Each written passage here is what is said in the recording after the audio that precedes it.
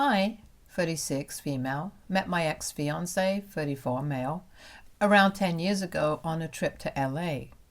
We were surprised to find out that both of us lived nearby back home and ended up spending the entire trip together. We started dating when we came back and were together for 3 years before he proposed. My ex-fiancé was an accountant, but he wanted to be a singer. He really did have a nice voice, but in spite of that, kept getting rejected everywhere because he was a solo act and his voice alone didn't cut it. He used to have a band in high school, and even through college they stayed together, but after that they had to break up because life got in the way. I'd feel kind of sad listening to him talk about his passion for music and trying to convince him to talk to his old buddies and do something about it. Anyway, once he'd proposed, I was really excited to get married and had planned the entire wedding myself. In the days leading up to the wedding, not even once did I think there was anything off about my ex-fiancé's behavior. He seemed exactly as enthusiastic and happy as someone who's about to get married would be, so I didn't suspect anything at all.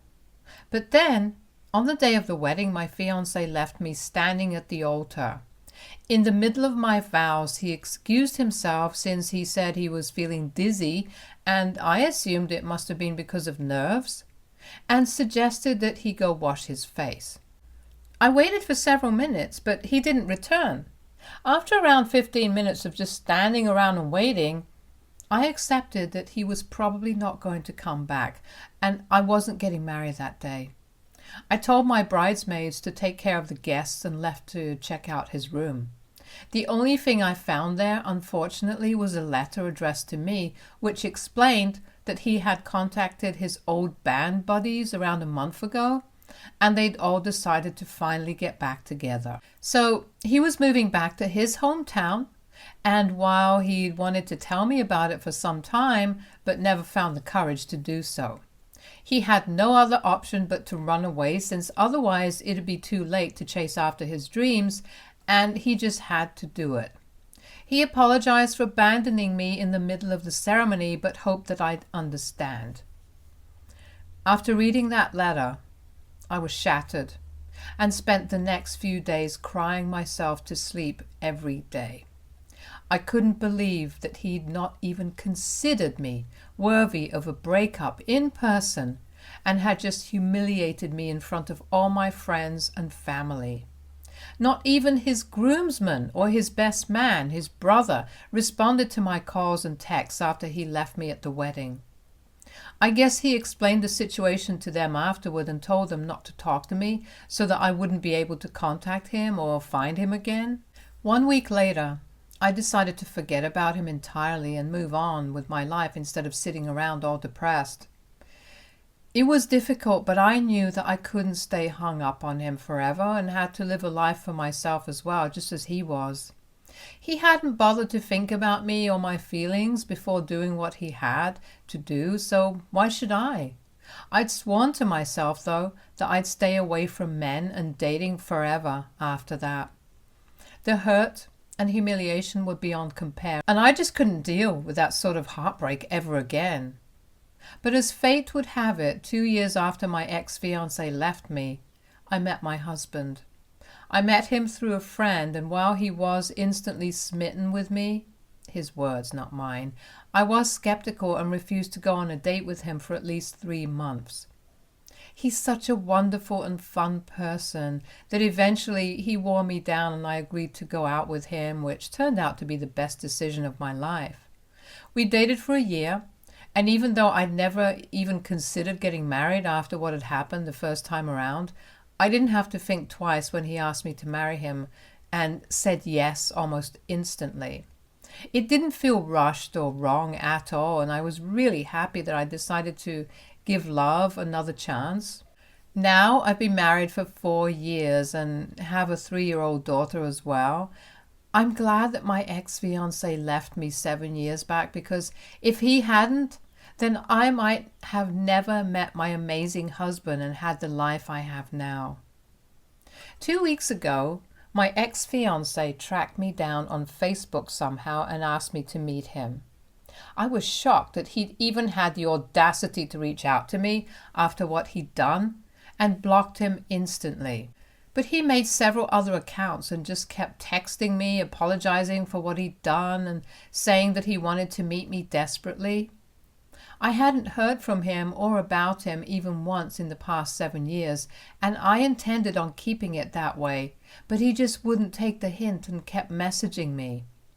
So I finally responded and told him that while I did forgive him and hardly even cared about him, I didn't want to speak to him or meet him ever again, and he needed to respect that.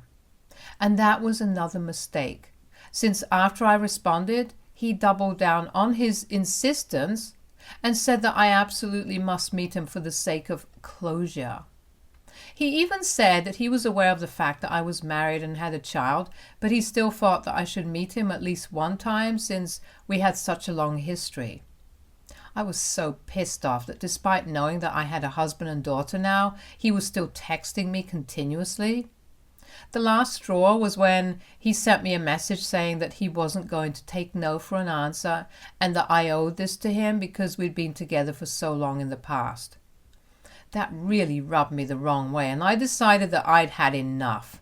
I filled my husband in on the whole thing and said that I wanted to teach this guy a lesson for trying to come back into my life and mess things up again for me again, and he was totally on board with it as well, because the first time I told him about what my ex-fiancé had done, he'd made it very clear that there's nobody he hated more than that guy. So of course he was totally on my side when it came to doing something petty and mean to get back at my ex. And so I responded to my ex-fiancé online and agreed to go out on a date with him. We finally met yesterday, and it was so incredibly satisfying to see his face go from one of happiness to horror when he saw me walk into the restaurant with my husband and daughter in tow. He was silent for a few seconds, but then again, he got really upset and started screaming at me in front of everyone. He called me all sorts of derogatory names in the book and accused me of being a cheater and a liar. I barely even knew what to say because of how he'd reacted. He was hysterical, and it was quite embarrassing to be part of that scene. Eventually, the restaurant manager had to escort him out while he still kept screaming at me about how awful I was. After that, we were even asked to leave, and we obliged. A day had passed since then, and honestly, I feel a little guilty about what happened. I have no feelings for him anymore, and neither do I think I owe him anything at all. But I also think that bringing my husband and daughter along to meet him might have been going a little too far. I should have just blocked him once again and let things go.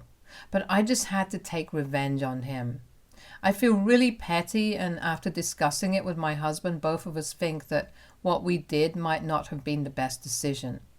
I don't know if I should apologize to him or not, though, because none of this would have happened if he'd just left me alone. I don't know what to do. AITA for agreeing to meet my ex-fiancé and then taking my husband and daughter with me? Update 1. So, I didn't apologize to him. I don't think it was my fault. And what I did might have been petty, but well, what he'd done in the past was humiliating, and the way he'd been insisting that I go out with him in spite of knowing that I was married now was disgusting. So he deserved whatever came his way, and I don't even know why he accused me of being a cheater. A liar? Yeah, maybe if I think about all of this from his perspective, then I guess I did lie to him in a way. I did agree to meet him, but I never said that I'd come by myself. So I just didn't tell him the full truth. But I definitely didn't cheat him out of anything at all, so that was a pretty ridiculous accusation to make. After reading the responses here, my husband and I realized that we were just feeling guilty for no reason because what we'd done was a mild response to what he'd been trying to do. He hasn't contacted me since then, and I'm hoping he keeps it that way now. Update 2. 3 days ago, I met my ex-fiancé, and today he visited me at my home. I don't know how he tracked me down, but I was taken aback to see him. My husband and daughter were out shopping for her, but I stayed home because I had to work. I was really nervous to even let him in, so I told him that whatever he wanted to talk about had to be discussed on the doorstep because I didn't trust him enough to let him in.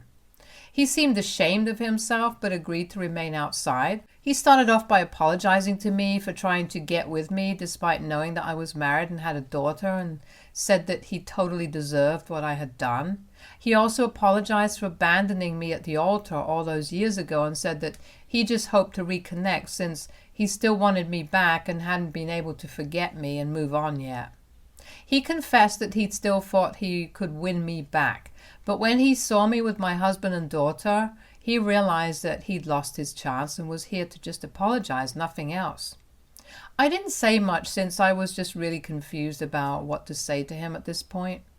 Anyway, after he was done apologizing for his behavior, he asked me if he could visit me later and talk to my husband and apologize to him as well. I told him that I'd ask my husband and let him know if he was okay with it, but I couldn't say yes myself. Anyway, that was what happened, and I'm still kind of lost. I guess I'll just have to talk to my husband when he comes back home and think about what to do next. Update 3. It was a bad idea for me to even speak to him earlier today. I don't know how, but he got hold of my husband's phone number, and I guess he had someone taking pictures of us while we were talking because my husband just came back home an hour ago and showed me texts from an unknown number which accused me of cheating on him with my ex-fiancé. I'm pretty sure that this is his low and disgusting attempt at trying to turn my husband against me so that he can win me back or whatever, because clearly I'm not going to leave my family. What he doesn't know is that my husband is just as loyal to me as I am to him, and unfortunately for him, we don't believe in the flimsy ideas of love that he seems to have. I'm glad that I didn't invite him in because that probably might have looked even worse. Even in the pictures, I'm smiling because they've been photoshopped to make me look warm and welcoming instead. My husband told me about the text as soon as he came back home, and even he'd suspected that this must have been my ex-fiancé trying something funny again. I couldn't even believe that he could stoop so low. He'd been the one who had ditched me on my wedding day all those years ago, and now he expects me to just get back with him, no questions asked? That's just ridiculous.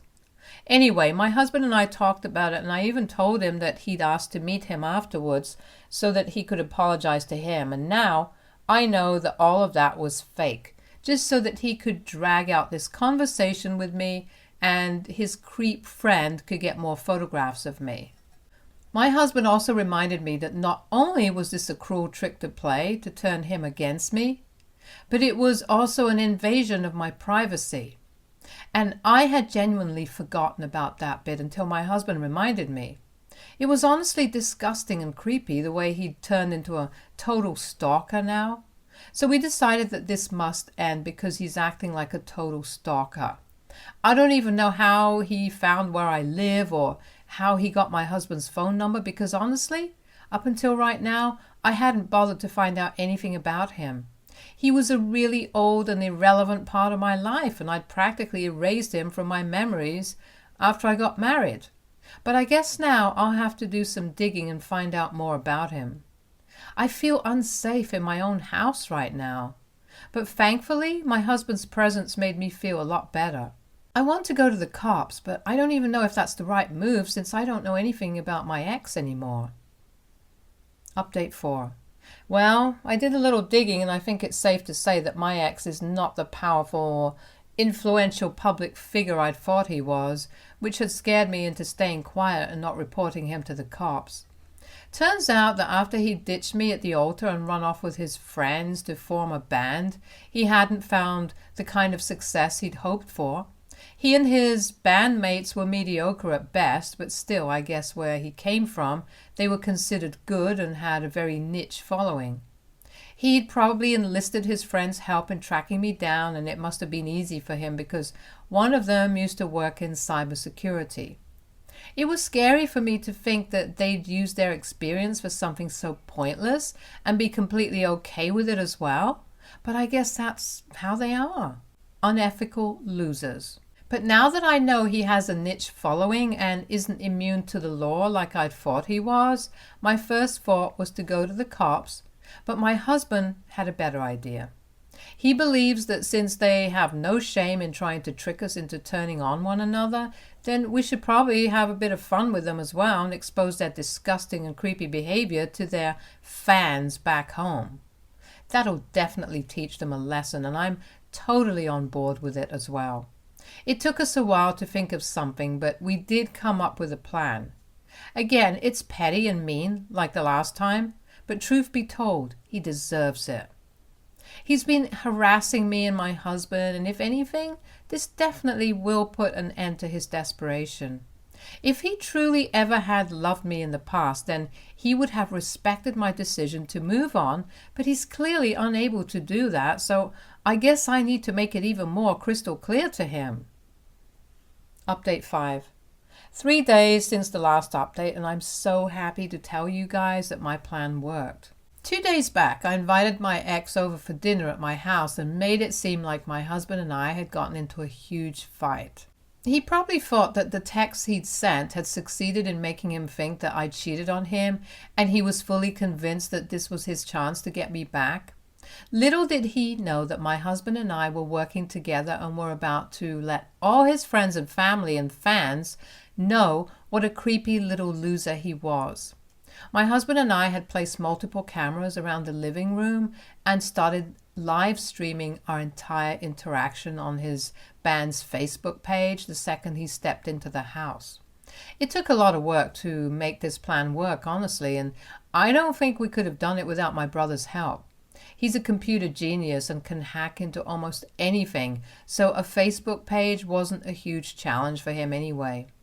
As for the cameras, we spent a considerable amount of money on them, but thinking about how it would help us expose my ex made me think that it would be all worth it in the end, and honestly, it was. I don't regret anything in the slightest. So anyway, we got to talking and he seemed really impressed with himself as well because he'd finally succeeded in winning my trust back. He polished off around 3 glasses of wine, and after that, making him confess to how he tried to convince my husband that I cheated was a piece of cake.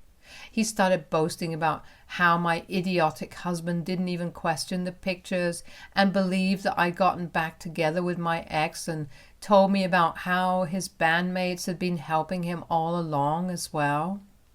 After he was done telling me about all of it, I informed him that whatever he'd said up until this point had been live streaming on his band's page, and even if people weren't watching, we'd make sure that everyone knew about it eventually. I let him know that he was a disgusting human being and that he needed to get the hell out of my house right away. He was obviously pretty taken aback when I told him all of that, and it took him a few seconds to compose himself as well, since he was pretty buzzed by that point.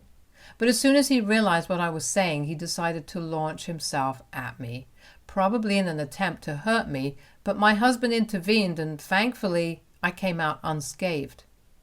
They had a bit of a scuffle, but I'd already called the police, and after a few minutes they showed up at our doorstep and arrested him. All of this obviously had been live streamed to their audience, and several people did see it. He and his band were cancelled, so to speak, almost overnight, and it even made the local news because of how insane the incident was. I've had people contact me and tell me how brave I was for exposing him, since not only did he come off as unhinged, but also creepy. All the female fans he had back home disappeared, and his bandmates even issued a statement saying that they weren't involved in anything that my ex had done and weren't associated with him anymore, just to cover for themselves. I, for one, am glad that I did what I did, and so is my husband. We're really pleased with ourselves because our plan worked, and since we've pressed charges against him as well, we're hoping that he'll end up behind bars for at least a month. Update 6. My ex-fiancé ended up with a 3-month sentence for stalking, harassing, and attempting to assault me, and we're really happy that we had all of it on video as evidence. Some people have said that what I did was messed up and straight up cruel, but well, They're not the ones who had their heart broken on their wedding day because their good-for-nothing fiancé decided to leave them at the altar. I think whatever I did was perfectly within reason. His family is obviously blaming me for what happened and trying to paint me as the bad guy, posting about how their son was innocent because it was me who had turned his head. I mean, I didn't expect much from the people who supported their son when he left me on my wedding day, but this was just low. They've been trying to convince people that I had every intention of cheating on my husband with my ex and was just trying to play the good girl for fame. Their band wasn't even that popular, so I don't know what they are going on about. The final nail in the coffin was when she posted about how I had no strength of character since I moved on within 2 years after her son left me, and a woman like me did not deserve to be trusted. I told his mother that if she didn't stop posting about me, then I'd expose her son's sleazy texts to me as well, and then her reputation would be even worse than it is now. That got her to shut up, even though she's still pretty hell-bent on the fact that her son is innocent and I'm the bad guy here who influenced him by dropping hints and pretending to love him. I know for a fact that even though she stopped posting about me online, she's still very actively trying to fuel a hate campaign against me and has even started a petition to free her son. I don't know why she's so convinced that her son is innocent, but whatever. I'm done with her and my ex now and just want to focus on my own life. My husband and I had enough drama for a lifetime, very honestly. I've lost a few friends because of what happened since they believe that I went too far, and maybe I did, I don't know. But then again, they don't know what I've been through, and while my actions may seem extreme to a lot of people, I think what I did was all right, given the circumstances. He had not only ruined my life once, but had even tried to come back and ruin my marriage in spite of knowing that I was content with my life now. So there's literally no redeeming factor and no reason as to why I should have been forgiving. I'm glad I was petty and cruel. He deserved it. But whatever, my husband and I are now free from him, and hopefully he's learned his lesson and will stay away from us forever now. Stay tuned for more stories from our girl relationships.